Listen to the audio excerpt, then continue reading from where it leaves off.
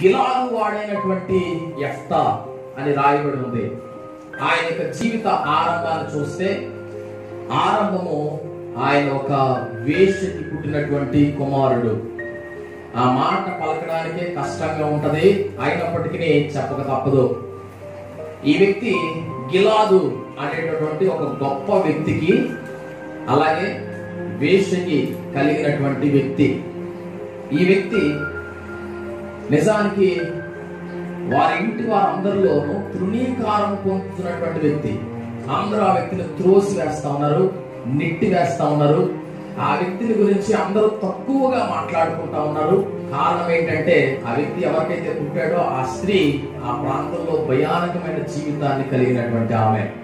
దాన్ని బట్టి ఆ అబ్బాయి వాళ్ళ అమ్మ ఎవరో కూడా చెప్పుకోవడానికి సిగ్గుపడేటటువంటి పరిస్థితుల్లో ఆ తల్లి ఉంది. అయితే అలాంటి పరిస్థితుల్లో ఉన్నటువంటి ఆ యెఫ్తా జీవితంలో ముగింపుకు వచ్చేటప్పటికి చాలా అద్భుతమైనటువంటి విషయాలు మనం చూడగలుగుతాం. ప్రారంభము బాగోలేదు, కానీ ముగింపు చాలా అద్భుతంగా ఉంటది. చాలా మంది జీవితంలో ప్రారంభం బాగుంటది, ముగింపు భయానకంగా ఉంటది. ప్రారంభం బాగోకపోయినా పర్వాలేదు, కానీ ముగింపు బాగుండాలి. ఆరంభం చాలా మందికి బాగుంటది. ఆంధ్రులు ఆరంభ సూర్యులు అంట. ఏంటంట? ఆంధ్రులు ఆరంభ సూర్యులు అంటే మొదలెట్టేటప్పుడు మంచి ఊపు మీద మొదలెట్టేస్తారు. కానీ విచారకరమైనటువంటి విషయం ఏంటంటే, ఆ ఊపు రాబోయే రోజుల్లో ఉండదు, స్లోగా తగ్గిపోతా వస్తూ ఉంటది. మొదట్లో చేసిన భక్తి ఇప్పుడు కనబడని పరిస్థితుల్లో ఉంటది. మొదట్లో ఉన్నంత ఆత్మీయత క్రమేపీ తగ్గిపోయిన పరిస్థితులు కనబడతా ఉంటాయి. మొదట్లో వాళ్ళు చేసిన పరిచర్య రోజులు గడిచే కొలది అది సన్నగిల్లిపోతున్న పరిస్థితులు కనబడతాయి. కొంతమంది అంటా ఉంటారు, అయ్యా మేము ఒకప్పుడు బాగా ప్రార్థన చేసేవాళ్ళం. కొంతమంది అంటా ఉంటారు, మేము ఒకప్పుడు వాక్యం బాగా ధ్యానం చేసేవాళ్ళం. ఒకప్పుడు మేము చాలా పరిచర్య చేసేవాళ్ళం. ఒకప్పుడు అని ఎప్పటిని గురించో విషయాలు చెప్తా ఉంటారు. అయితే ఇప్పుడు సంగతి ఏంటి అని అంటే, ఇప్పుడు సంగతి వచ్చేటప్పటికి ఇప్పుడు అన్నీ చల్లారిపోయినాయి, ఇప్పుడు అన్నీ సన్నగిల్లిపోయినాయి, ఇప్పుడు అన్నీ తగ్గిపోయిన పరిస్థితుల్లో కనబడతా ఉన్నాయి. అయితే ప్రభు చెప్తున్న మాట ఏంటంటే, మీరు మొదట మీ స్థితి కొద్దిగా ఉన్నను తుదను అది మహాభివృద్ధిని పొందాలి. ఆమేన్. మొదట కొద్దిగా ఉన్న తుదకు వచ్చేటప్పటికి అది ఎలా ఉండాలి? మహాభివృద్ధిని పొందగలగాలి. చూడండి, నది ప్రారంభమయ్యేటటువంటి స్థలంలో అది చాలా సన్నని దారలాగా ఉంటది. కానీ అది సముద్రం దగ్గరికి వచ్చి కలిసేటప్పటికి దాని యొక్క దార ఎలా ఉంటదండి? దాని ప్రవాహం చాలా వెడల్పైన ప్రవాహం లాగా కనబడుతుంది. క్రైస్తవుడి జీవితం కూడా భక్తి సన్నగా మొదలవుతుంది, కానీ ఆయన ప్రభువు దగ్గరికి వెళ్ళిపోయేటప్పటికి మహాప్రవాహం లాగా మారిపోవాలి. హల్లెలూయా. క్రైస్తవుని భక్తి జీవితం ప్రారంభం చిన్నగా ఉన్నా పర్వాలేదు, ముగింపుకు వచ్చేటప్పటికి చాలా బలమైన ప్రార్థనా యోధుడిగా, పరిశుద్ధుడిగా, ఆత్మీయుడిగా, వాక్యం ఎరిగిన వ్యక్తిగా ఉండాలని ప్రభు కోరుకుంటా ఉన్నాడు. సరే, యెఫ్తా జీవితాన్ని గమనిస్తే, యెఫ్తా తన జీవిత విధానంలో తన ఆరంభ దశ బాగుండలేదు, తన బాల్య దశ బాగుండలేదు, తన కుటుంబీకులు అందరి దగ్గర తాను తృణీకరించబడిన పరిస్థితుల్లో ఉన్నాడు. తనకి కొంతమంది అన్నయ్యలు ఉన్నారు. వాళ్ళు అంటున్నటువంటి మాటలు ఇక్కడ రాయబడి ఉన్నాయి. యెఫ్తాకి తండ్రి అయినటువంటి గిలాదు నిజానికి చాలా గొప్ప స్థితిలో ఉన్నటువంటి వాడు. అతను గొప్పవాడు అని ఎందుకు బట్టి చెప్తున్నానంటే, గిలాదు వాడైన యెఫ్తా పరాక్రమశాలి, పరాక్రమమైన బలాఢ్యుడు అని రాయబడింది. ఇప్పుడు ఆ నాన్నగారి పేరు గిలాదు, ఆయన ఉన్న ప్రాంతం పేరు గిలాదు. నేను ఒక మాట అడుగుతున్నాను మిమ్మల్ని, ఇక్కడ ఉన్న ఎవరి తండ్రి పేరైనా ఊరికి పెట్టారా? కొంతమంది వ్యక్తుల పేర్లు ఆ ఊరికి పెడతారు. కడప జిల్లాకు ఇప్పుడు పేరేంటండి? మన ఆంధ్రప్రదేశ్ లో ఉన్న కడప జిల్లా పేరు కూడా వైఎస్ఆర్ జిల్లా. ఎందుకు పెట్టుకుంటారు? ఆయన చేసిన గొప్ప కార్యాలను బట్టి. నేను ఒకసారి చెన్నై మహానగరంలో వెళ్తున్నటువంటి సమయంలో ఒక రోడ్డు పేరు నేను చూశాను. అది చాలా పెద్ద ప్లేస్, అది పెద్ద రోడ్డు. ఆ రోడ్డుకి డాక్టర్ టీజీఎస్ దినకరన్ రోడ్ అని పెట్టడం జరిగింది. డాక్టర్ టీజీఎస్ దినకరన్ ఆయన గొప్ప సేవ చేసినటువంటి దైవజనుడు. ఆయన బ్రతుకున్న కాలంలో కొన్ని లక్షల మందికి ప్రభు యొక్క వార్తను ప్రకటించిన వ్యక్తి. చాలా ప్రేమ కలిగిన వార్త ప్రకటించేవాడు, అలాగే సింహంలాగా గర్జించి ప్రసంగించేవాడు. చాలా అద్భుతమైనటువంటి దైవజనుడు. ఆయన ప్రసంగం చెప్తుంటే చాలా సింపుల్ ప్రసంగం చెప్పేవాడు. జీసస్ లవ్స్ యు అనేవాడు. అంతే, యేసు నిన్ను ప్రేమిస్తున్నాడు అనేవాడు. ఆ చిన్న మాట చెప్తుండగా చాలా మంది కన్నీళ్లు కాచి ప్రభు దగ్గరికి వచ్చి ప్రభు వారి కన్నీళ్లు తుడుస్తూ ఉండేవాడు. అద్భుతాలు జరుగుతూ ఉండేవి. అయితే అలాంటి పేరు ఎందుకు పెడతారు? అలా ఒక ఊరికి ఒక వ్యక్తి పేరు ఎప్పుడు పెడతారంటే ఆ ఏరియాలో ఆయన గొప్పవాడైతే పెడతారు. అయితే గిలాద్ అనేటటువంటి ఈ వ్యక్తి ఆ ప్రాంతంలో గొప్పగా ఉన్నాడు కాబట్టి ఆయనకి ఆ ఊరికి ఆయన పేరు పెట్టడం జరిగింది. గిలాద్ అనేటువంటి ఈ వ్యక్తికి ఆల్రెడీ భార్య ఉంది. ఉంటుండగానే కొంచెం తప్పుడు మార్గంలో ఉన్నాడు ఆయన. అందుబట్టే వేశ్య యొద్దకు వెళ్ళాడు. కొంతమంది పురుషులు ఉంటారు, వాళ్ళు తమకున్నటువంటి భార్యతో సంతోషించడం మానేసి వేరే యాపకాల్లోకి వెళ్ళిపోతూ ఉంటారు. ఇది దేవునికి విరోధమైనటువంటి పాపం. కొంతమంది తప్పుడు మార్గాల్లో నడవరు కానీ తప్పుడు చూపుతో మాత్రం చూస్తూ ఉంటారు. అనవసరమైనటువంటి వంకర మాటలు మాట్లాడుతూ ఉంటారు. కొంతమంది వేరే స్త్రీతో పరస్త్రీతో కూడా వీళ్ళు అనవసరమైనటువంటి మాటలు కలుపుతూ ఉంటారు. పనికి మాలినటువంటి వంకర డైలాగులు వాళ్ళతో మాట్లాడే పరిస్థితుల్లో కొంతమంది ఉంటారు. అయితే దేవుని బిడ్డలకి అవి తగవు.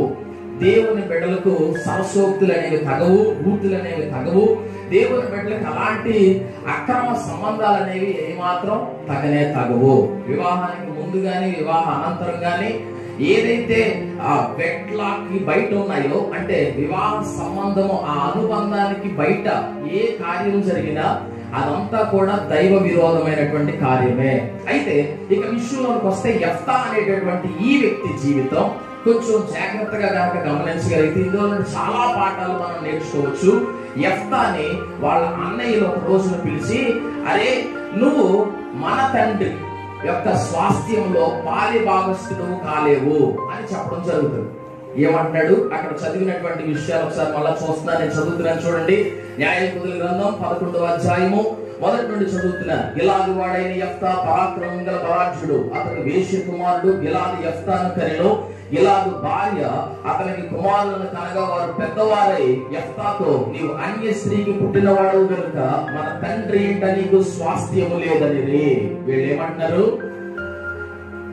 మన తండ్రి ఎంట నీకు స్వాస్థ్యము లేదు, కారణం నువ్వు వేశ్యకు పుట్టిన వాడవి అని వేలు పెట్టి ఆ వ్యక్తిలో ఉన్నటువంటి తప్పిదాలన్నీ లేపి చూపిస్తా ఉన్నారు, ఎత్తి చూపిస్తా ఉన్నారు. సో ఆ వ్యక్తి హృదయం ఆ సమయంలో చాలా కలతతో ఉంది, కృంగిపోయి ఉంది. హృదయం అంతా కలతతో నిండిపోయిన పరిస్థితులు అక్కడ గమనించగలుగుతారు. అయితే ఆ సమయంలో ఆ వ్యక్తి ఏం చేశాడు? యెఫ్తా యొక్క పరిస్థితి ఏమైంది? చదువుతున్నాను చూడండి 3వ వచనం. యెఫ్తా తన సహోదరుల యొద్ద నుండి పారిపోయి టోబు దేశమున నివసింపగా అల్లరి జనం యెఫ్తా యొద్దకు వచ్చి అతనితో కూడా సంచరించుచుండెను. ఈయన ఇంట్లో నుండి పారిపోవలసిన పరిస్థితి వచ్చింది. ఒకనాడు యోసేపును ఇంట్లో నుండి గెంటేశారు. ఏమంటే గెంటేశారంటే ఎలా గెంటేశారు? అసూయ పెరిగిపోయి యోసేపుని గోతిలో పడేశారు ముందు. ఆ తర్వాత వేరే దేశానికి అమ్మేశారు, 20 తులాల వెండికి అమ్మేశారు. సో ఇప్పుడు ఈ వ్యక్తి అయితే ఆ ఇంట్లో ఆ యొక్క బాధలు అనుభవించలేక ఆ వ్యక్తిని రోజు ఉదయం లేచినప్పుడు రాత్రి పడుకునే వరకు సూటి కోటి మాటలతో గుచ్చుతా వస్తా ఉన్నారు. ఆ బాధ తట్టుకోలేక ఇంట్లో నుండి పారిపోయి వెళ్ళిపోయాడు. ఇప్పుడు వెళ్ళిపోయి ఒంటరి బ్రతుకుతా ఉన్నాడు. చాలా దయనీయమైన పరిస్థితుల్లో బ్రతుకుతా ఉన్నాడు. కుటుంబం ఉండి కూడా ఒంటరిగా బ్రతకడం అది సులువైన పనా, కష్టమైన పనా? అందరూ ఉన్నారు కానీ ఎవరితో ఉండడానికి లేని పరిస్థితి. అలాంటి పరిస్థితి పగోడు కూడా రాకూడదు అంటారు కొంతమంది. ఎందుకనంటే ఒంటరితనం అనుభవించడం చాలా కష్టం. అందరూ ఉండి కూడా ఎవరు లేనివాడుగా బ్రతకాల్సిన పరిస్థితి యెఫ్తాకు వచ్చింది. ఇప్పుడు యెఫ్తా జీవితం ఆ ఇంట్లో ఎలా ఉండేదంటే, ఒకప్పుడు వాళ్ళ అన్నయ్యని ఏమన్నా పెడితే తీసుకోవాలి, వాళ్ళ నాన్న ఏమన్నా పెడితే తీసుకోవాలి, దేహి అని వాళ్ళ దగ్గరికి వెళ్ళి అడుక్కునే పరిస్థితి, వాళ్ళు వెళ్ళి అడిగి తీసుకునే పరిస్థితుల్లో ఆ వ్యక్తి ఉన్నాడు. అయితే కొద్ది రోజులు గడిచింది. కొంతకాలమైన తరువాత అన్నాడు ఒకసారి అన్నమాట. కొంతకాలమైన తరువాత అలానంటే ఎందుకు ఈ మాట రెండుసార్లు చెప్పాను? కొంతకాలమైన తర్వాత అని. ఆ మాట ఇక్కడ చాలా స్పష్టంగా రాసుంది. ఎందుకనంటే కొంతకాలమైన తర్వాత పరిస్థితులన్నీ మార్పు చెందాయి. ఎలాగ మారినాయి అని అంటే పరిస్థితులన్నీ ఈయనకు అనుకూలంగా మారినాయి. ఈ మాటలు కొంచెం జాగ్రత్తగా వినండి. ఇది ప్రవచనాత్మకమైనటువంటి మాట, ప్రభు ఇచ్చినటువంటి మాట. కొంచెం శ్రద్ధగా ఆలకించగలిగితే ఈ మాటలు మీ జీవితంలో కార్యం చేయబోతా ఉన్నాయి. హల్లెలూయా. యెఫ్తా జీవితంలో ఇప్పటి వరకు కృంగిపోయి ఉన్నాడు, నలుగుడు అనుభవిస్తా ఉన్నాడు. ఫ్యామిలీ అంతా అతన్ని తృణీకరిస్తా ఉంది, అందరూ తనని దూరం పెట్టేశారు. ఇప్పుడు ఒంటరి బ్రతుకు అనుభవిస్తా ఉన్నాడు. ఇలాంటి పరిస్థితుల్లో కొంతమంది ఏమవుతారు? కృంగిపోతారు. అందరూ ఉండి కూడా ఒంటరిగా బ్రతకాల్సిన పరిస్థితి వచ్చేసిందా అని మూలకెళ్ళి ఏడుస్తారు, గడ్డాలు పెంచేసుకుంటారు. మురికి బట్టలతో ఇంకా అలాగే జీవనం అంతా గడిపేద్దాం అని బికారోళ్ళ తయారైన వాళ్ళు కూడా లేకపోలేదు. అయితే అలాంటి పరిస్థితుల్లో ఆ వ్యక్తి తన జీవితాన్ని ఛాలెంజింగ్ గా తీసుకున్నాడు, రోషం తెచ్చుకున్నాడు. ఇప్పుడే నేను దేవుని కొరకు నిలబడాలి అన్నట్టు రోషంగా బ్రతకడం మొదలు పెట్టాడు. అయితే తనతో కొంతమంది గుంపును ఏర్పాటు చేసుకున్నాడు. అయితే జరిగినటువంటి విషయం ఏంటంటే కొంతకాలం గడిచేటప్పటికి ఇప్పుడు ఈ గిలాదు వారైనటువంటి వాళ్ళ మీదకి శత్రువులు దండెత్తి రావడం మొదలు పెట్టారు. శత్రు సమూహం వాళ్ళని మోహరించడం మొదలు పెట్టారు. జరిగిన విషయాన్ని చదువుదాం. 4వ వచనం. కొంతకాలమైన తరువాత అమ్మోనీయులు ఇశ్రాయేలీయులతో యుద్ధం చేయగా అమ్మోనీయులు ఇశ్రాయేలీయులతో యుద్ధం చేసినందున గిలాదు పెద్దలు టోబు దేశం నుండి యెఫ్తాను రప్పించుటకు పోయి, నీవు వచ్చి మాకు అధిపతివై ఉండుము, అప్పుడు మనం అమ్మోనీయులతో యుద్ధము చేయదుమని యెఫ్తాతో చెప్పిరి. హల్లెలూయా. ఒక మాట వినండి. కొంతకాలం కిందట ఇదే అన్నలు, ఇదే పెద్దలు యెఫ్తాని వాళ్ళ ఇంట్లో నుండి తోలేశారు. అదే పెద్దలు యెఫ్తా దగ్గరికి, అయ్యా నువ్వు మా ఇంటికి రావాలి, నువ్వు మా దగ్గరికి రావాలి, వచ్చి మా పక్షంగా నువ్వు యుద్ధం చేయాలి, నువ్వు మా పక్షంగా పోరాడాలి అని పిలుస్తా ఉన్నారు. ఈ మాటలు ఎందుకు చెప్తా ఉన్నారంటే మీ జీవితంలో కూడా ఒక టైంలో అందరి చేత తృణీకరించబడిపోయిన పరిస్థితులు ఉండొచ్చు. అయితే ప్రభువు చెప్పే మాట ఏంటో తెలుసా? కొన్ని విషయాల్లో నువ్వు సరిచేయబడగలిగితే ఎవరు నిన్ను తృణీకరించారో వాళ్ళే నీ సహాయం కోరి నీ దగ్గరికి వస్తారు. హల్లెలూయా. ఎవరు నిన్ను కాదన్నారో, ఎవరు నిన్ను వద్దన్నారో వాళ్ళే నిన్ను వాళ్ళ పైన అధికారిగా, వాళ్ళ పైన అధిపతిగా ఉండడానికి పిలవబోతా ఉన్నారు. ఆమేన్. ఎవరు నిన్ను వద్దనుకున్నారో, ఏ కుటుంబం నిన్ను వద్దనుకుందో, ఎవరు నిన్ను తృణీకరించారో వాళ్ళందరూ మళ్ళా నిన్ను కోరుకునే రోజులు రాబోతున్నాయి. ఆమేన్ చెప్పండి. మళ్ళా రోజులు వస్తాయి, మీరు అవి కన్నులారా చూడబోతున్నారు, చెవులారా వినబోతా ఉన్నారు. హల్లెలూయా. ఇది ఒక శుభ నిరీక్షణ.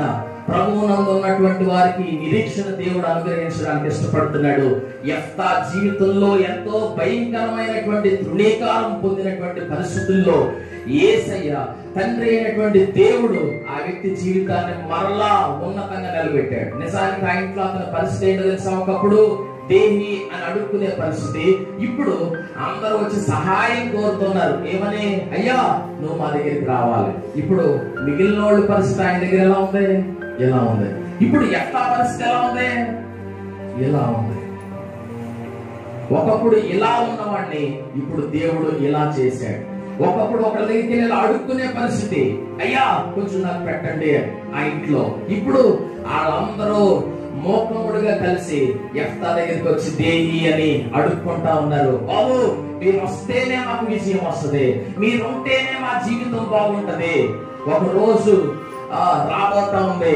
ఈ మాటలు వింటున్న వారు ఎవరైనా కానీ మీ జీవితంలో కూడా అనేక మంది వచ్చి మీ సహాయాన్ని కోరుకుంటారు. హల్లెలూయా. ప్రభువు ఒక రోజున పైవాడిగానే పెడతాడు కానీ క్రిందవాడిగా మాత్రం ఆయన పెట్టాడు. ఆమేన్. పైవాడుగానే ఉంచుతాడు కానీ క్రింద వాడుగా ఉంచడు. నీ స్నేహితులు ఎదుట, నీ బంధువులు ఎదుట, ఇరుగు పొరుగు వారి ఎదుట, నీ ప్రాంతం ఎదుట ఈ రోజు నీ స్థితి తక్కువగా ఉందేమో, కానీ తుదనది మహాభివృద్ధి ఉండబోతా ఉంది. హల్లెలూయా. పరిస్థితులు తారుమారు చేసే దేవుణ్ణి కలిగి ఉన్నవాడు ఏ భయము పడనవసరం లేదు, భయపడనవసరం లేదు. స్థితిగతులు మారుస్తాడు ఆయనే. ఆమేన్. హల్లెలూయా. అయితే యెఫ్తా జీవితంలో ఇలాంటి స్థితి నుండి అలాంటి స్థితికి వెళ్ళడానికి కారణం ఏంటి? ఈ స్థితి నుండి ఆ స్థితికి వెళ్ళడానికి యెఫ్తాని ప్రజలు ఎలా నమ్ముంటారు? ఒకప్పుడు నువ్వు అక్కర్లేదురా పోరా అన్నటువంటి వాళ్ళే, ఏమండి మీరు మా ఇంటికి రావాలి, ఏమండి మీరు మా ప్రాంతం రావాలి, ఏమండి మీరు మా పక్షంగా యుద్ధం చేయాలి అని ఎలా అడుగుంటారు? ఒక వ్యక్తికి ఒక పని అప్పగించాలంటే ఆ వ్యక్తి మీద నమ్మకం ఉండాలా? ఆల్రెడీ ఒక ఇల్లు కట్టాడు, ఆ ఇల్లు కూలిపోయింది, ఆయన పిలిచి మళ్ళీ ఇల్లు కట్టమంటారా? ఓ పని చేసాడు, ఆ పని మొత్తం పాడు చేసాడు, ఆయన మళ్ళా పని అప్పగిస్తారా?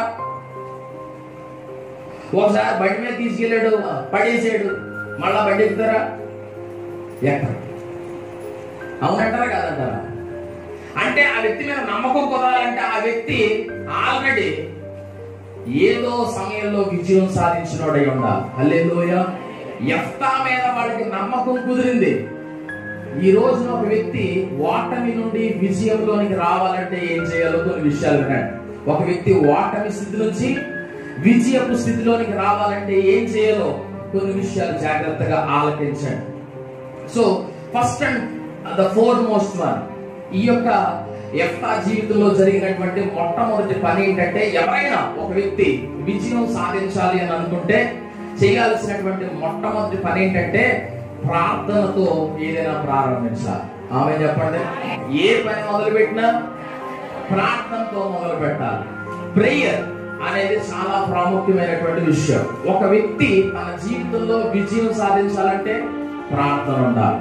అయితే ఈనాటి కాలంలో అన్నీ ఉంటాయి కానీ ప్రార్థన ఉండదు. లైఫ్ అన్నీ ఉంటాయి కానీ ప్రార్థన ఒక్కటే ఉండదు. ఇలా మోకాళ్ళు వేసినప్పుడు అన్ని గుర్తొచ్చేతాయి, అన్ని గుర్తొచ్చేతాయి. చుట్టాలతో మాట్లాడాలా, అయ్యి బాబోయ్ బోల్డ్ టైం ఉంది. ఊళ్ళో వాళ్ళు ఎవరితో మాట్లాడాలా, చాలా సమయం ఉంది. ఎవరితో మాట్లాడాలన్నా చాలా సమయం ఉంటది, కానీ దేవునితో మాట్లాడడానికి సమయం ఉండదు. ప్రార్థన అంటే దేవునితో మాట్లాడే అద్భుతమైనటువంటి సమయం. ఎవరితో మాట్లాడాలి చెప్పండి? దేవునితో. ప్రార్థనలో దేవునితో మాట్లాడే ఆ పద్ధతి ఎవరికైతే ఉంటుందో వాళ్ళు విజయం సాధిస్తారు. హల్లెలూయా. ప్రార్థనలో ప్రభువుతో పోరాడే ఒక అద్భుతమైనటువంటి లక్షణం అలవాటు చేసుకోవాలి. ప్రార్థనలో దేవుణ్ణి అడగడం నేర్చుకోవాలి. అందరికి చెప్తారు సమస్యలు, ఎవరికి చెప్పరు? దేవుడికి చెప్పరు. ఈ వ్యక్తి తనకి పరిస్థితులన్నీ అననుకూలంగా ఉన్నప్పుడు, అందరినీ తను తృణీకరించినప్పుడు ప్రార్థనలో దేవుణ్ణి అడుగుతున్నాడు, దేవా నా స్థితి మార్చు అని. ఈ రోజున మీకు ఏదైనా సమస్య ఎదురైందా?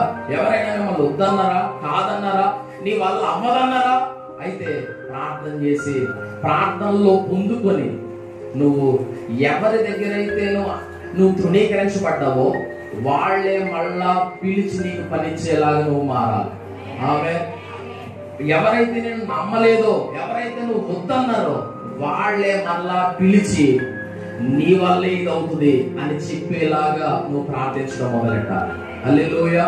చాలా మంది ప్రార్థించడం మాత్రం చేత కావట్లేదు, అన్ని వస్తున్నాయి కానీ ప్రార్థన చేయడం రావట్లేదు. ప్రార్థన ఎన్ని రకాలుగా ఉండాలి అని అంటే, కన్నీటితో ప్రార్థించడం అలవాటు చేసుకోవాలి. ఎలాంటి ప్రార్థన అండి?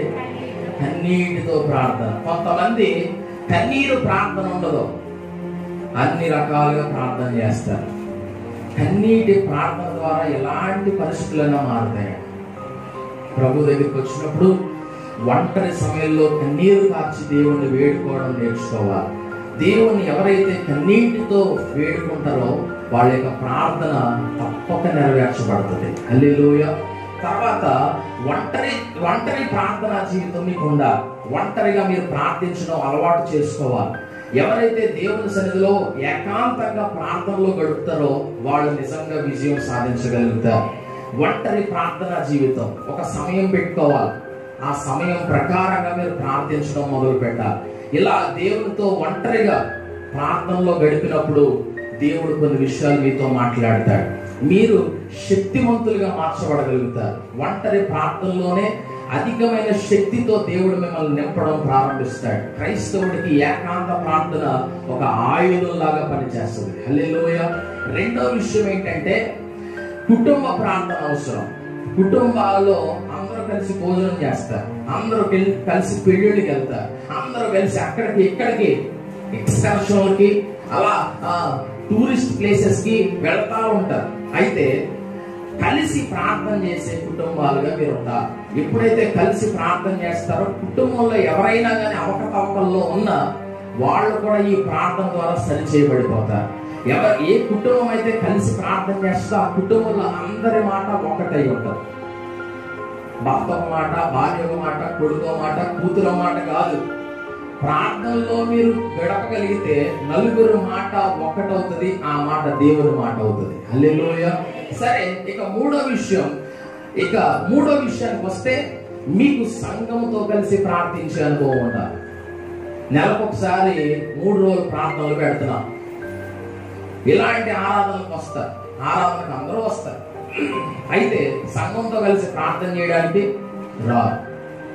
సంఘంతో కలిసి ప్రార్థన చేస్తే సైతాన్ని నువ్వు తరం కొట్టగలుగుతావు. హల్లెలూయా. సంఘంతో కలిసి ప్రార్థన చేసినప్పుడు మీ జీవితంలో ఏదైతే పోరాటాలు ఉన్నాయో ఆ పోరాటాల మీద విజయం దేవుడు ఇస్తాడు. ఆమేన్. సంఘంతో కలిసి సౌలు ప్రార్థన చేస్తున్న సమయంలో వాళ్ళందరూ ఏ ఆత్మతో నింపబడ్డారో సౌలు అదే ఆత్మతో నింపబడ్డాడంట.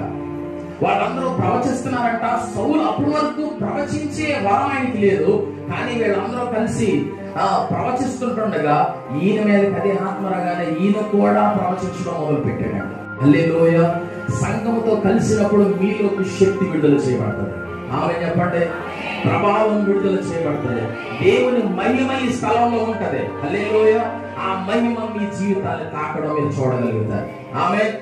సరే, ఇప్పుడు కన్నీటి ప్రార్థన ఉండాలి, ఏకాంత ప్రార్థన ఉండాలి, అలాగే కుటుంబ ప్రార్థన ఉండాలి, సంఘ ప్రార్థన కూడా ఉండాలి. అయితే ఇలాంటి ఈ ప్రార్థనల్లో ఉపవాస ప్రార్థన కూడా ఉండాలి. ఏ ప్రార్థన అంటే భోజనాలు ప్రార్థన అంటే ఉంటది. అసలు విషయం ఏంటంటే భోజనం చేసి ప్రార్థన చేస్తారు, కానీ భోజనం మానేసి ప్రార్థన చేయడం అంటే చేస్తారా? చేయరు. 3 పూట్ల ఏం ఆపకుండా మిషన్కి అస్సలు ఖాళీ ఉండేవారు చాలా మంది. ఉదయాన్నే, మధ్యాహ్నం, సాయంకాలం ఒక్క అరగంట లేట్ అయితే ఊరుకుంటుందా? మరా ఓయ్ పెట్టు అంటది. ఏది మరా మామూలుగా ఉండదు. కొంతమంది అస్సలు దీనికి ఖాళీ ఉండేవారండి. ఉదయాన్నే టీ పడాలి, మళ్ళీ 4 గంటలకు టీ పడాలి, లేకపోతే పని అవ్వదు. మళ్ళా 5 గంటల టైంలో ఏ పకోడియో జిలేబీ ఏదో పడాలి, లేకపోతే ఊరుకుంటుంది. ఇది పండగ టైం ఏమో జంతికలు మరమరాలు ఉంటాయి, ఇవి కూడా ఆడేస్తుంటాయి మధ్య మధ్యలో. ఉపవాసం అంటే ఇష్టపడరు కొంతమంది. ఒక ఆయన ఉపవాస ప్రార్థన అన్నాడండి. ఉపవాస ప్రార్థన అని 6 డజన్ అరటిపళ్ళు, 1 లీటర్ పాలు సరిపోతాయా? ఇంకా ఏమన్నా కావాలా బాబా? కొంతమంది ఉపవాసం అంటారు, అయ్యి మొత్తం అని వేసేస్తుంటారు. అది కాదు. ఒకవేళ కడుపులో కొన్ని మంచినీళ్ళు లేకపోతే కొన్ని పాలు పర్లేదు. అయితే మరీ పూర్తిగా ఉపవాసం అనేది లేకుండా చేయకండి. ప్రతి వారం ఒక పూటన్న ఉపవాసం ఉండి ప్రార్థించగలగాలి. హల్లెలూయా. ఉపవాస ప్రార్థన ద్వారా మీ పరిస్థితులని దేవుడు మార్చబోతా ఉన్నాడు. ఆమె 5 విషయాలు మీ ప్రార్థన జీవితం పటిష్టపరచుకోగలగాలి. మీరు ఇలా ప్రార్థన చేస్తూ ఉంటుండగానే దేవుడు ఈ ప్రార్థనలో నుండి ఒక ప్రణాళిక మీకు ఇస్తాడు. చెప్పండి, ప్రణాళిక అంటే దేవుడు ప్రార్థనలో నుండి ఒక ప్లాన్ ఇస్తాడు. ఆ ప్లాన్ మీ జీవితానికి మేలుకరంగా ఉండబోతాం. ఇదే సరైన త్రోవ, దీనిలో నడువు అని ఒక శబ్దం వినబడుతుంది. హల్లెలూయా. ఇదే త్రోవ అంటే నువ్వు ఇదే చెయ్యి, ఇలా చేస్తే నువ్వు దీవించబడతావు, ఇలా చెయ్యి, నువ్వు ఇలా చేస్తేనే దీవించబడతావు అని దేవుడు ఒక ప్లాన్ మీకు ఇస్తాడు. ఎప్పుడైనా ఇల్లు కట్టే ముందు ప్లాన్ తీసుకుంటారా? అంతా కట్టేసాక ప్లాన్ గీస్తారా? ఏమండి, అంతా అయిపోయాక గీస్తారా ప్లాన్? అప్పుడు బెడ్రూమ్ ఉండాల్సిన చోట్ల బాత్రూమ్ వస్తుందండి, బాత్రూమ్ ఉండాల్సిన చోట్ల కిచెన్ వస్తుందండి. అంటే అంతా వింతగా ఉంటుంది మొత్తం అంతా. సో ఇప్పుడు విషయం ఏంటంటే, దేవుని బిడ్డలైన వాళ్ళు ఏదైనా ఒక పని పూనుకునే ముందు దేవుడిని అడగాలి. ప్రార్థనలో నుండి ఆలోచన పుడుతుంది, ప్రార్థనలో నుండి ప్రణాళిక పుడుతుంది, ప్రార్థనలో నుండి ఆ బ్లూ ప్రింట్ దేవుడు ఇచ్చేస్తాడు. ఇలా ఇలా ఇలా ఇలా చేసుకుంటూ వెళ్ళు, అప్పుడు నీ కుటుంబం బాగుంటది. ఇలా ఇలా ఇలా చేసుకుంటూ వెళ్ళు, నీ యొక్క భవిష్యత్తు బాగుంటది అని దేవుడు క్లియర్ గా ఒక బ్లూ ప్రింట్ ఒకటే నీ కోసం సిద్ధం చేసి ఉంచుతాడు. ఇలా చేయాలని సూచనలన్నీ దేవుడు నీకు ఇస్తాడు. ఇప్పుడు ప్రార్థనలో నుండి మీకు ఆలోచనలు పుట్టాలి అంటే, ప్రార్థనలో నుండి ఆలోచన పుట్టాలంటే అత్యవసర ప్రార్థనలో నుండి ఆలోచనలు పుడతాయా? అత్యవసర ప్రార్థన అంటే ఏంటి? చేసేవన్న పేరు చేస్తారు ప్రార్థన. ఎలాగంటే, నేను కూడా ప్రార్థన చేసే ఈ రోజు అన్నట్టు చేస్తాను. ఉదయాన్ని లెగిస్తారు, ఆ నిద్రమోహంతోనే అక్కడికి వచ్చేసి మోకాళ్ళు వేసేసి స్తోత్రం స్తోత్రం స్తోత్రం స్తోత్రం, ప్రభువా రాత్రి అంతా కాపాడు నీకు స్తోత్రం, ఈ రోజంతా కాపాడు నీకు స్తోత్రం, పనికి వెళ్తున్నాను స్తోత్రం ప్రభువా, ఆమేన్. అయిపోయింది. దీన్ని ఏమంటారు? అత్యవసర ప్రార్థన. ఎన్ని నిమిషాలు చేసావు? ప్రార్థన చేసావా? చేసాను. ఎంతసేపు? నీకు గడుపు నిండదు, దేవుడికి గడుపు నిండదు అన్నట్టు. ఇలాంటి ప్రార్థనలో దేవుడు ఇగో మీరు ఎలా మోకాళ్ళే కానీ దేవుడు ఆ ప్లాన్ మీకోసం ఇద్దామని పంపుతా ఉంటాడు. ఇలా జేబులో మీకోసం ప్లాన్ పెట్టుకొని ఇలా తీసి మీకు ఇద్దాం అనుకునే లోపల ఆమె చేసిపోయి కదా, ఎవరికి ఇస్తారు ప్లాన్? దేవుడి దగ్గర ఉండిపోయింది. మరి మీరేం చేస్తున్నారా? మీ ప్లాన్ ప్రకారం చేస్తారు. అంత అట్రఫ్లాప్ అయిపోతుంది. అట్రఫ్లాప్ అయిపోయాక ప్రభువా ఏంటి ఇలా జరిగింది బాబు, ప్లాన్ నా జేబులో ఉంది నాయన, నువ్వేం చేసి ఉంటుందాక? ప్లాన్ ఎవరి జేబులో ఉంది? మేస్త్రి గారు కట్టాల్సిన ఇంటి ప్లాన్ అంతా ఎక్కడ ఉంది? ఓనర్ గారి జేబులో ఉంది. కాపీ మేస్త్రి మరి ఏ ప్లాన్ తో కట్టేస్తాడు? ఆ ఇల్లు ఎలా ఉంటుందంటారు? అద్భుతం అసలు. ఆహా. సో వినండి, ప్రార్థనలో మీకు దేవుడు ఆలోచన చెప్పాలంటే ఆలోచన వచ్చే వరకు ప్రార్థించాలి. ఆమేన్ చెప్పండి.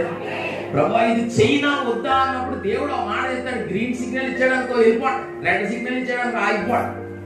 అనవసరంగా రెడ్ సిగ్నల్ వేసినా ముందుకెళ్ళిపోయాడు, యాక్సిడెంట్ అయిపోతుంది. ఆగమన్నప్పుడు కంగారు వెళ్ళిపోకూడదు. ఎల్లో సిగ్నల్ వేసినప్పుడు ఏం చేయాలి? ఆగు, అప్పుడే కాదు, అది గ్రీన్కి వచ్చాక అప్పుడు వెళ్ళాలి. కొంతమందికి ముందు తింటారా, వెనకాల ముందు. పళ్ళు తోముకున్నాక టిఫిన్ తింటారా, టిఫిన్ తిన్నాక పళ్ళు తోముకుంటారండి. ఈ మధ్యకాలంలో వింతగా ఉంటాయి. పెళ్లికి ముందు ప్రేమ, పెళ్లి తర్వాత ప్రేమ ఉండట్లేదు.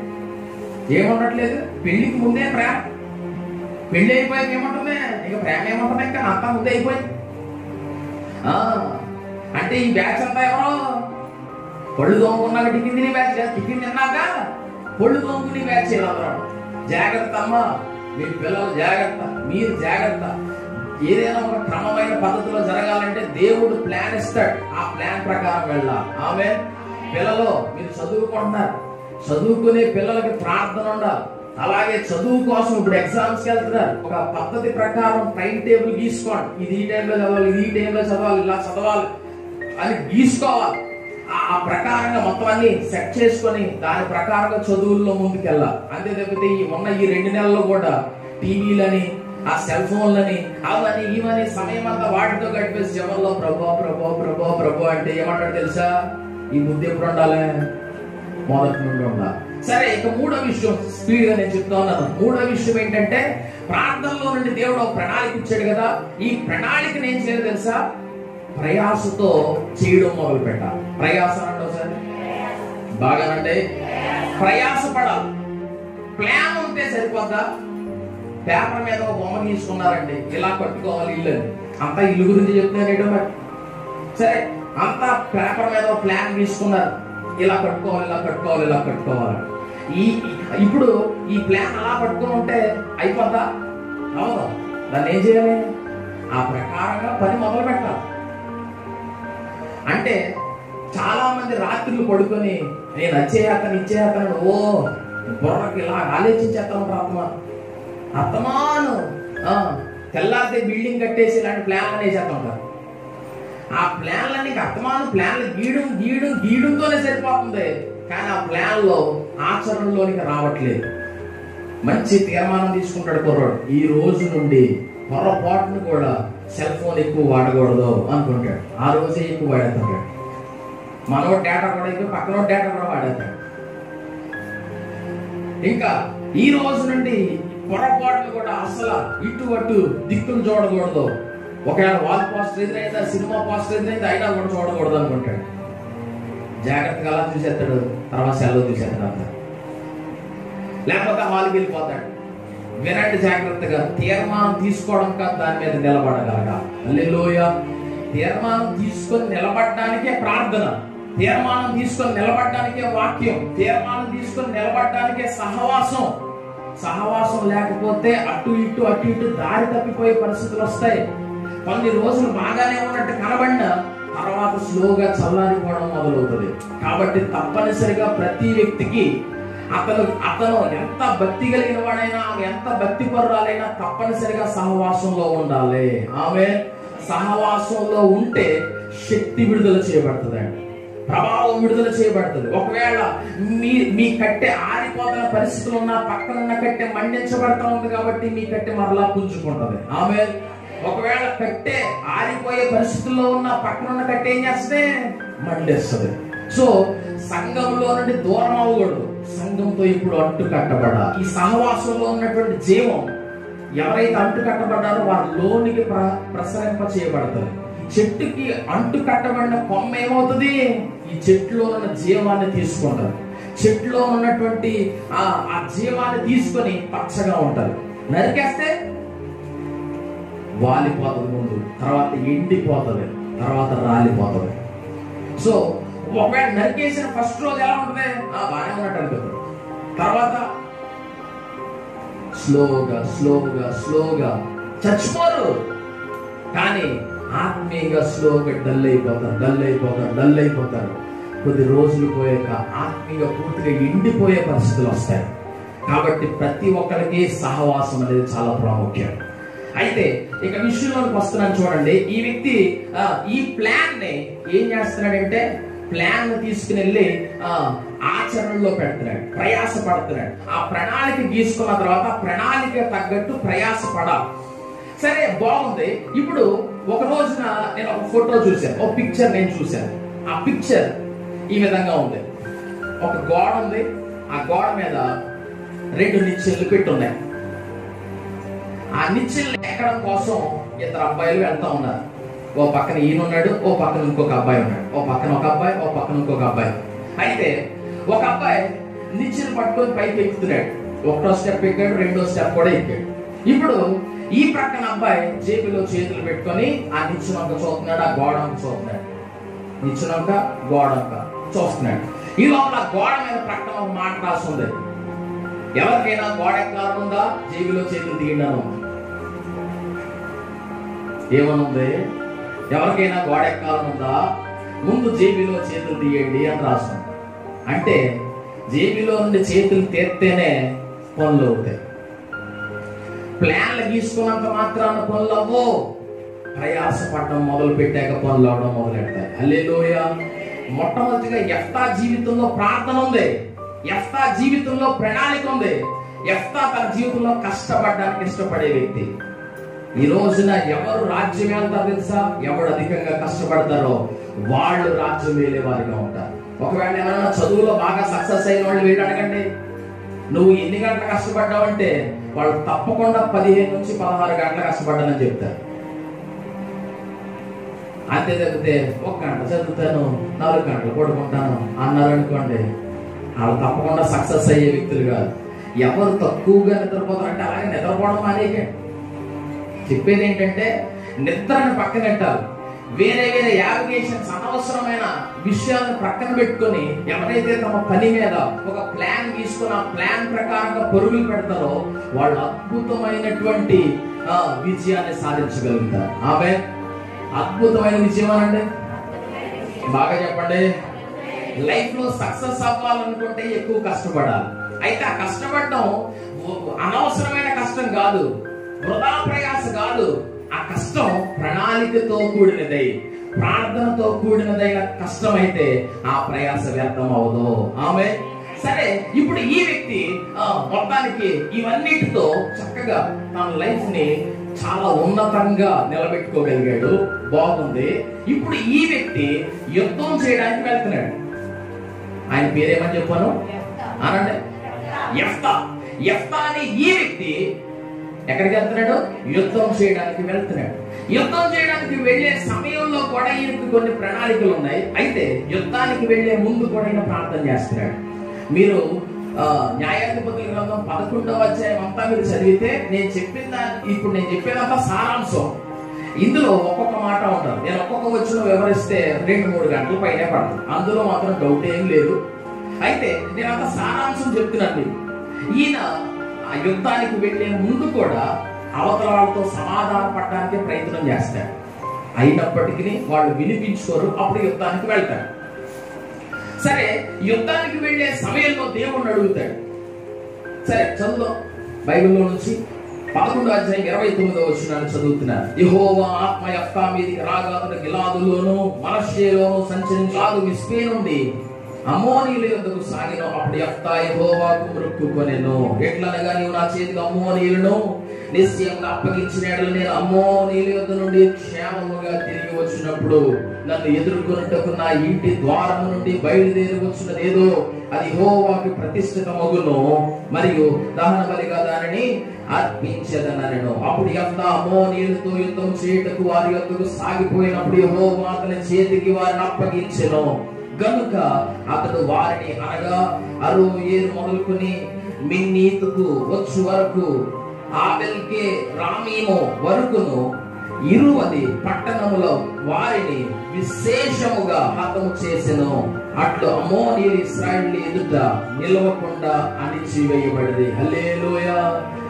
ఆయన ఎన్ని ప్రాంతాల వాడిని అని చేశాడంటే 20, ఏకంగా 20 ప్రాంతాలకు సంబంధించినటువంటి వాళ్ళని అణిచివేయగలిగాడు. అంత శక్తితో ఆయన ఎలా నింపబడగలిగాడు? యెహోవా ఆత్మ ఆయన మీదకి వచ్చిందని రాయబడింది. ఆమేన్. ఏమని రాయబడింది? యెహోవా ఆత్మ యెఫ్తా మీదకి రాగా అనండి ఒకసారి. యెహోవా ఆత్మ యెఫ్తా మీదకి వచ్చాక ఆ వ్యక్తి చేస్తున్నటువంటి పనులన్నీ కూడా చాలా గొప్పగా ఉన్నాయి. అప్పటి వరకు చేసిన కార్యాలన్నీ చిన్నదో పెద్దదో మొత్తానికి చేసుకుంటా వచ్చాడు. అయితే ఇప్పుడు చేసిన కార్యాలు విశేషమైన కార్యాలు. ఎలాంటి కార్యాలు? మునుపు మీ జీవితంలో పొందుకున్న అద్భుతాలు అరాకొరా. అయితే మీరు పరిపూర్ణంగా ప్రభు ఆత్మ చేతికి అప్పగించుకుంటే మీ ద్వారా దేవుడు చేయించబోయే కార్యాలు విశేషమైనవి ఉండబోతా ఉన్నాయి. హల్లెలూయా. విశేషమైన కార్యాలు, మరి గొప్ప కార్యాలను చూసేలాగా ఆయన చేయబోతా ఉన్నాడు.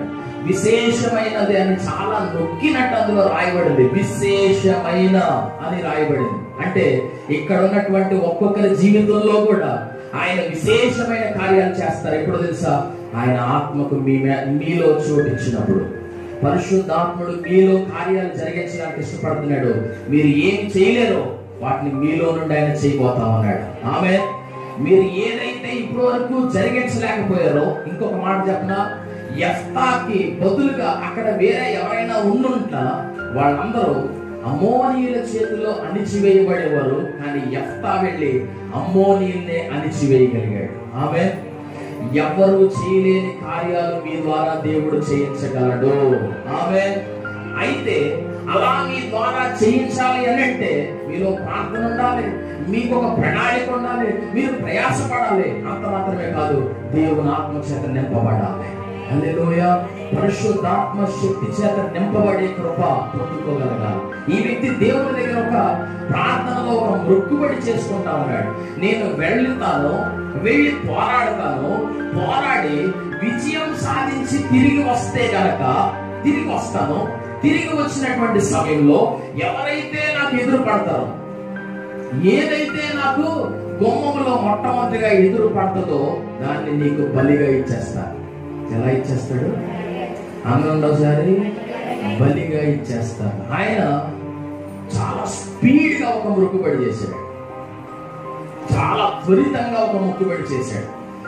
ఆయన త్వరితంగా అని ఉద్రేకంతో మొక్కుబడి చేయలేదు. ఆయన చాలా జాగ్రత్తగా వినండి. నేను ఆ వచనాలను నేను చదువుతున్నప్పుడు అర్థం చేసుకున్న విషయం ఏంటంటే, యెహోవా ఆత్మ ఆయన మీదకి బలముగా రాగా. ఇప్పుడు ఆల్రెడీ ఆయన యొక్క మొక్కుబడి కేవలం శరీర సంబంధమైన ఉద్రేకంతో పుట్టిన మొక్కుబడి కాదు. ఆయన పరిశుద్ధాత్మతో నింపబడిన తర్వాత తన నోట్లో నుండి వచ్చినటువంటి మాట. మొక్కుబడులు చేసుకుంటారు చాలా మంది, కానీ దాన్ని నెరవేర్పులోనికి తీసుకురారు. దేవుని భాగం ఇద్దామనుకుని మొక్కుబడి చేసుకుంటారు. నిజానికి అది మొక్కుబడి చేసుకునే పని కూడా కాదు. దేవుని భాగము, దేవుని దశమ భాగం దేవుడికి ఇవ్వాల్సిన బాధ్యత ప్రతి క్రైస్తవుడికి ఉంది. రక్షణ పొందినోడు తప్పకుండా ఆ పని చేయాలి. మారు మనసు పొంది వాక్యానుసారంగా బాప్తీసం పొంది ఏ సంఘాన్ని వెంబడిస్తున్నారో ఆ సంఘంలో నమ్మకంగా తమ దశమ భాగాలు దేవునికి చెల్లించాలి. కృతజ్ఞతార్పణలు, ప్రథమ ఫలాలు దేవునికి చెల్లించాలి. అయితే మొక్కుకొని ఒక విషయాన్ని దేవుడి దగ్గర చెప్తామని అడిగిన ఏమనంటే, దేవా, ఏదైతే నేను విజయం పొంది తిరిగి వస్తున్నప్పుడు గుమ్మములో నాకు ఎదురు పడుతుందో దాన్ని నీకు బలిగా ఇచ్చేస్తాను అని చెప్పడం జరిగింది. బలిగా ఇస్తానని ఆయన చెప్పినప్పుడు అంతా బాగానే బలిగా ఇస్తానని చెప్పేశాడు. అయితే ఇప్పుడు దేవుడు ఆయనకు తోడై ఉండడాన్ని బట్టి విజయం సాధించేశాడు. తిరిగి వస్తా ఉన్నాడు. ఇప్పుడు యుద్ధంలో జయించిన వాళ్ళు తిరిగి వస్తున్నప్పుడు ఎలా వస్తారు?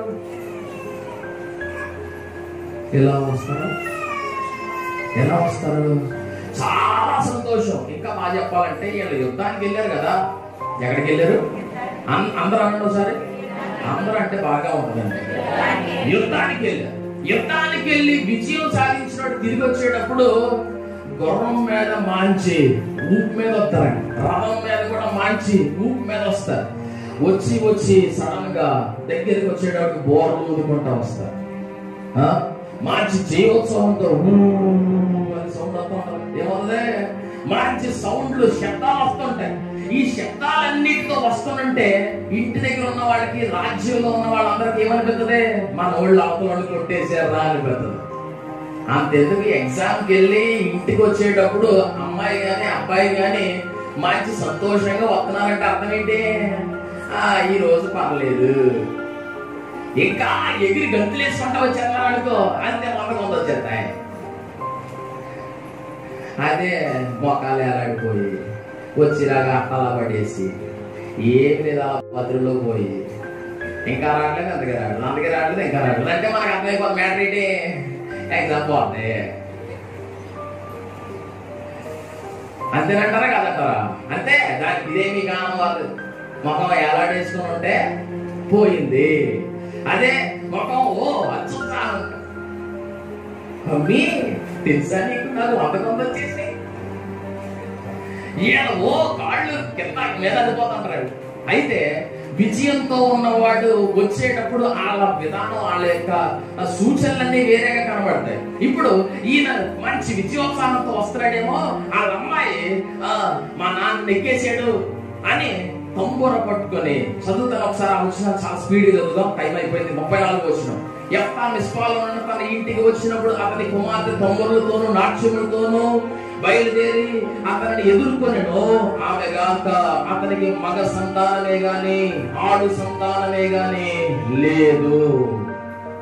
ఈ మాటలు వినండి, చాలా ఇంపార్టెంట్. ఒక 5 minutes లో ప్రసంగం అంతా అయిపోతుంది. చాలా ఇంపార్టెంట్ మాటలు ఇవి, చాలా జాగ్రత్తగా వినండి. యెఫ్తా తన విజయ వీరుడు మాత్రమే కాదు, తన ఇంట్లో తన కూతురు కూడా చాలా భక్తి కలిగినటువంటి స్త్రీ. తన కుమార్తె కూడా ఎలాంటిది? భక్తి కలిగినటువంటి కుమార్తె. అందుకనే తన వస్తూ తన ఇంట్లో నుండి బయటికి తన తండ్రికి ఆహ్వానం పలకడానికి తంబూర పట్టుకొచ్చిందంట. తర్వాత నాట్యముతోనూ వచ్చి దేవుని ఆరాధన చేస్తా ఉంది. వాళ్ళ నాన్నని ఎదుర్కొంటా ఉంది. దేవుడు మా నాన్నకి విజయం ఇచ్చాడు అని చాలా సంబరపడిపోతా ఉంది.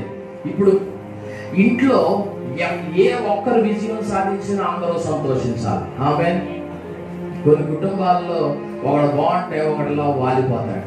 అలా కాదు, వాళ్ళ సంతోషంలో మిగిలిన వాళ్ళు ఎంకరేజ్మెంట్ ఇవ్వాలి. హల్లెలూయా. వాళ్ళు ఇంకా గొప్ప కార్యాలు చేస్తారు రాబోయే రోజుల్లో. ఒకవేళ సంఘంలో ఏమన్నా బాగున్నారా, మిగిలిన వాళ్ళు సంతోషించగలగాలి. ఆమె చెప్పండి. ఎవరన్నా సంఘంలో ఏదైనా ఒకటి సాధించారా, అప్పుడు మిగిలిన సంఘం అంతా వాళ్ళ గురించి దేవుడిని స్తుతించడం మొదలెట్టాలి. ఆమేన్. ఎవరైనా ఒకరు దేవుని పని బాగా చేస్తున్నారా, సంఘం అంతా వాళ్ళని ఎంకరేజ్ చేయగలగాలి. ఆమె చెప్పండి. నాకేం సంబంధం అన్నట్టు అనకూడదు.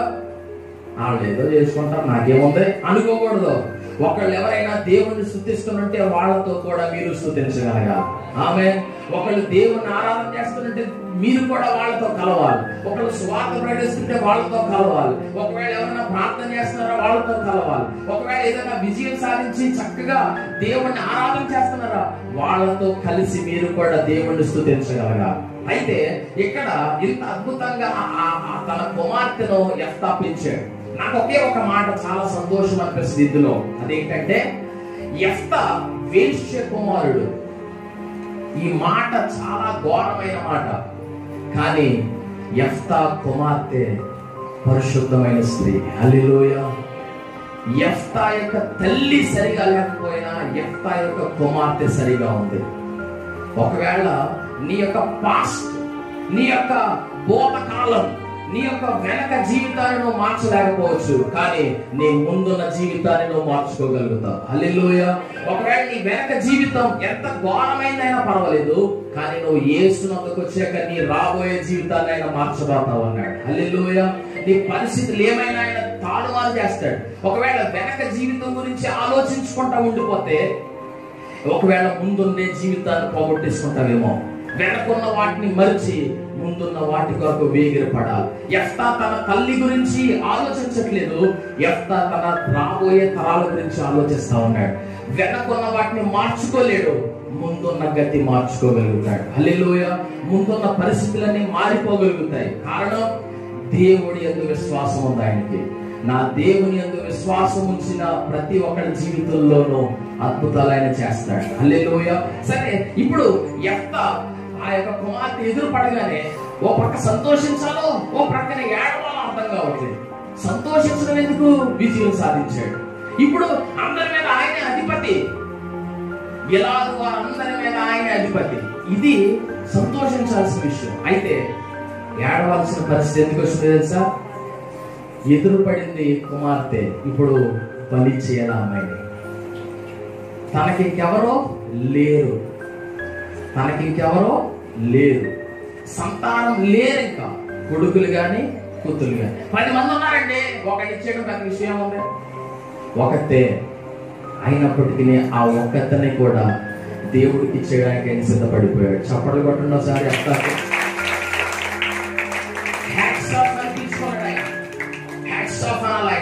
ఎందుకనంటే ఒకసారి ఆ కింద వచ్చిన చదువుతాను చూడండి, 39వ వచనం. ఆ 2 నెలల అంతమున ఆమె తన తండ్రి వద్దకు తిరిగి రాగా అతడు తాను మొక్కుబడి చెప్పున ఆమెకు చేసెను. ఆమె పురుషుని ఎరుగనే లేదు. చాలు.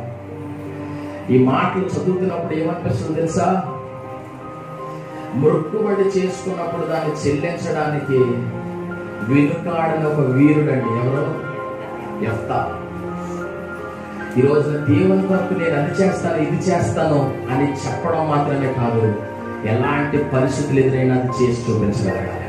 ఆమె వంకలు ఎత్తుకోలేదీనా, సాకులు చెప్పలేదీనా, దేవుని కొరకు ఏదైనా చేయడానికి సిద్ధమైపోయాడు. తన నోటితో చెప్పాడు, దేవా గుమ్మములో ఎదురు పడిన దానిని నేను నీకు బలిగా ఇచ్చేస్తాను. ఎగ్జాక్ట్ గా తను ఎలా చెప్పాడో అలాగే తన గుమ్మంలోకి తన కూతురే ఎదురొచ్చిన బలి ఇవ్వడానికి రెడీ అయిపోయాడు. కొంతమంది థియాలజియన్స్ అంటే కొంతమంది బైబిల్ పండితులు చెప్పేటటువంటి విషయం ఏంటంటే, నిజానికి యెఫ్తా తన కుమార్తెను బలిగానే ఇచ్చేసాడు అని వాళ్ళు అంటారు. ఒక బలి, నరబలి ఎలా ఇస్తారో అలాగే ఇచ్చేసాడని చెప్తారు. అదే కొంతమంది థియాలజియన్స్, కొంతమంది బోధకులు, కొంతమంది బైబిల్ పండితులు చెప్పే మాట ఏంటంటే, తనని బలి చేయడం అంటే అర్థం ఏంటంటే తనని ఇక మీద దేవుని పని కొరకు ఇచ్చేశారు పూర్తిగా. ఇంకా మరలా ఏనాడు యెఫ్తా తనతో మాట్లాడకుండా తనని ఇంకా ఎప్పుడు ఇంకా వేరే పని కొరకు కాకుండా పరిపూర్ణంగా దేవుని కొరకు అప్పగించేశాడు. అయితే ఇక్కడ ఇంకొక చివరి మాట ఉంది. ఆ ఒక్క మాట నేను చదివేసి ప్రార్థన చేస్తాను. చూడండి, 40వ వచనం చదువుతున్నాను. ఆ కుమార్తె ఎంత గొప్పదో దీన్ని బట్టి మనకు అర్థమవుతుంది.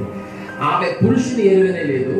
ప్రతి సంవత్సరం ఇశ్రాయేలీయుల కుమార్తెలు 4 దినములు గిలాదు దేశస్థుడైన యెఫ్తా కుమార్తెను ప్రసిద్ధి చేయుట కద్దు.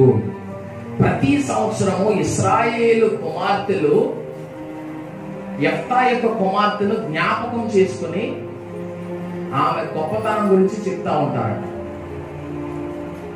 ఒక అమ్మాయి ఇంకొక అమ్మాయిని ఎప్పుడన్నా పొగుడుతుందండి? మామూలు అడుగుతుంది. ఒక ఆడవాడు ఇంకొక ఆడవాడిని ఎప్పుడన్నా పొగుడుతుందా తొందరగానే?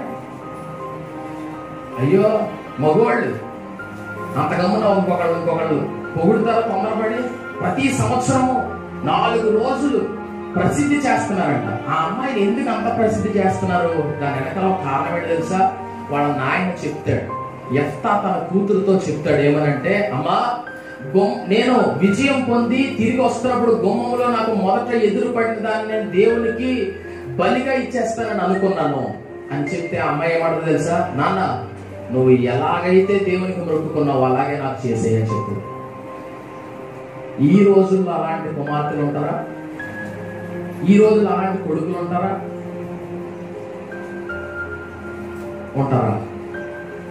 కష్టం.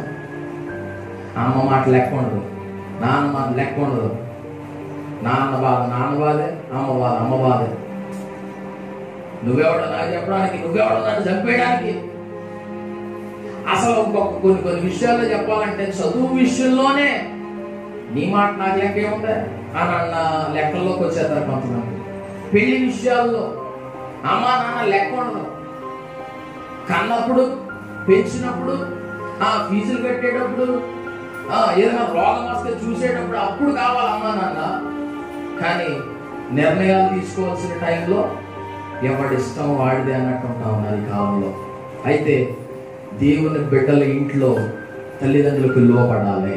ఆమె పిల్లలు తల్లిదండ్రులకు లోపడాలి. తల్లిదండ్రులు కూడా బిడ్డల విషయమై బహు జాగ్రత్త కలిగి నిర్ణయాలు తీసుకోవాలి. తొందరపాటు నిర్ణయాలు నష్టాన్ని కలుగు చేస్తాయి.